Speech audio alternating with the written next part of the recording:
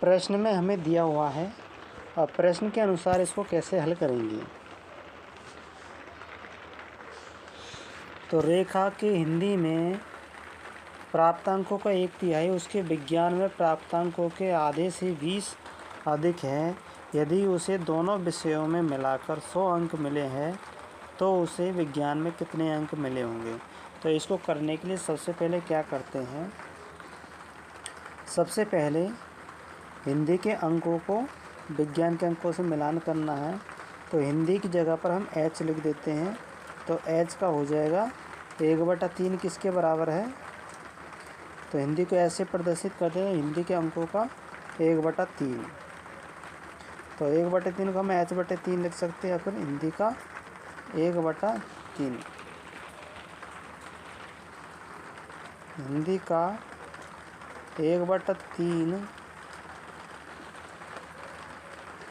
में से विज्ञान के आधे अंक को घटाएंगे तो 20 प्राप्त होगा। तो विज्ञान को हम 20 से प्रदर्शित कर देते हैं। ये लो, हमने 20 से प्रदर्शित कर दिया और इसका 1/2 कर दिया। 1/2 को 2 कर देंगे, वही बात है। घटाएंगे तो 20 हमें प्राप्त होगा। पहली समीकरण तो ये बन जाती है। तो ये होगी पहली समीकरण, है ना। अब पहली समीकरण को हम हल कर लेते हैं और अच्छी तरह से। तो ये हो जाएगी हमारे पास में, दोनों का लघुत्तम ले लेते हैं, 6 आता है।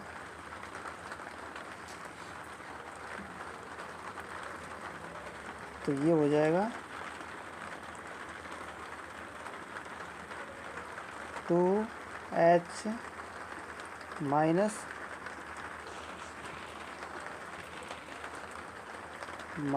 3v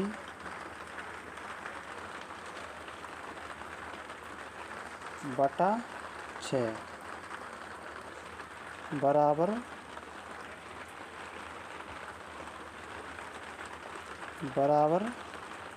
20 गुणा कर देते हैं। अब इसको हटाने के लिए क्या कर देते हैं हम, 20 गुणा। यहाँ पर देखिए हम इसको कैसे हल करते हैं, इसके ज़रिए आप समझ जाओगे कि पहली समीकरण को हल करेंगे तो हमारे पास में क्या आता है, 2h3v बराबर 120। अब इसका मान हम और हमको प्रश्न में दे रखा है कि h + b बराबर 100 होता है। अब h + b 100 के नीचे हम लिख देंगे समीकरण 2 का मान, यानी 2 का है 2h - 3v बराबर 120। अब हमको हिंदी के अंक ज्ञात नहीं करने हैं, विज्ञान ज्ञात करने हैं। तो हिंदी वाले को हम हटाने के लिए क्या करेंगे, 2 से गुणा कर देंगे पूरी की पूरी समीकरण को। और समीकरण को गुणा करने के बाद, यानी कि इसको तीसरी समीकरण मान लेते हैं हम।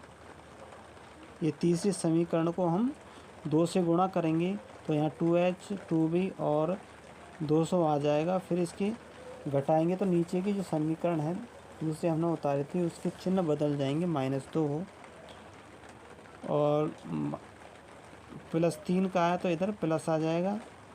और यहाँ पर 120 प्लस का तो माइनस हो जाएगा, चिन्ह से गुणा करेंगे। अब घटाएंगे तो 180 हो जाएगा, 200 में से 120 घटाएंगे और यहाँ से 2v प्लस का 3v प्लस का तो 5v हो जाएगा।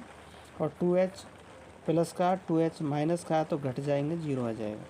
तो यहाँ 5b बराबर 180, तो b बराबर हो जाएगा 16, यानी विज्ञान के अंक हो जाएंगे हमारे पास में 16। तो इस तरह से हमारा क्वेश्चन सॉल्व हो जाता है। वीडियो को लाइक करना, चैनल को सब्सक्राइब करना और शेयर करना। धन्यवाद।